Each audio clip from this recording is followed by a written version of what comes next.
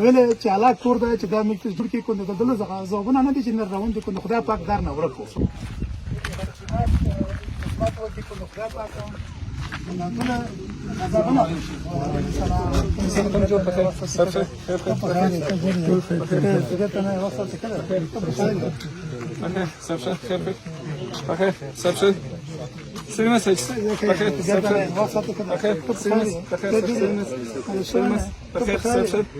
سلامت عزتمند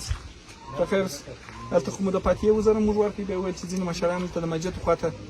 یو مشوره سره لري و د مسجد خواته تللي په دغه مشوره لګوي پر چیز باندې د جماعت په پوښ وکنه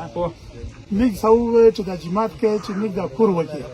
خپل الګ مزدراب کو وکی څنګه څه چې خپل کوماک وکی ویل چې علاق کور دی چې دا میکس جوړ کې کوند د دله زغونه نه دي چې نه روان دي کوند خدای پاک دار نه ورکو سبحان الله څومره په سلام کړه کېر د پورا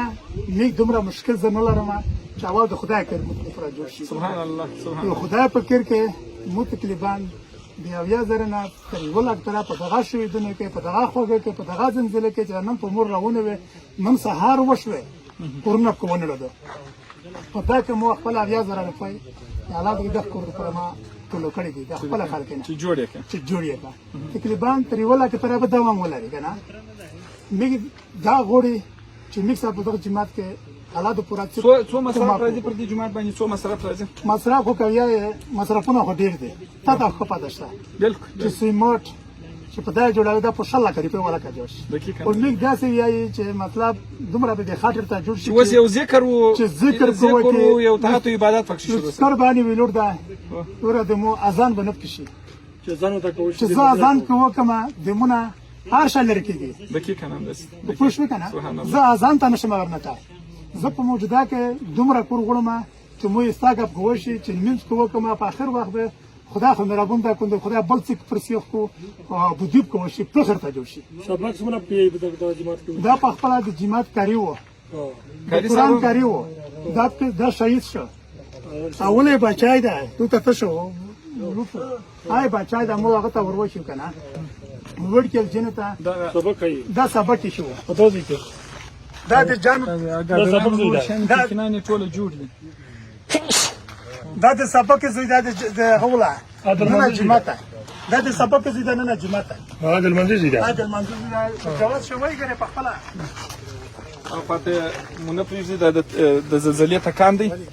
په دا خاطر باندې نن سارم ډیره شدید زلزلہ د زلزلې تکان دی اکثر شانې جوړ دي ما ترمیم غواړي هغه دې دا زید وسم دا دې یو ګره واغم وقت بس ازي شه اجي صاحب وس څومره مصرف څومره پیسو نور ته ضرورت لري چې د جمعه چې دا وس سي کار پر شروع په ځرن کې چې د موسی موږ ته توګل چې 2 لکه وی بیا سای دي چې 2.5 لکه بیا سای دي چې دا 2 لکه یو چا درکړل چې دا 2 لکه یو چا درکړل په څومره وخت کې دا جوړول شي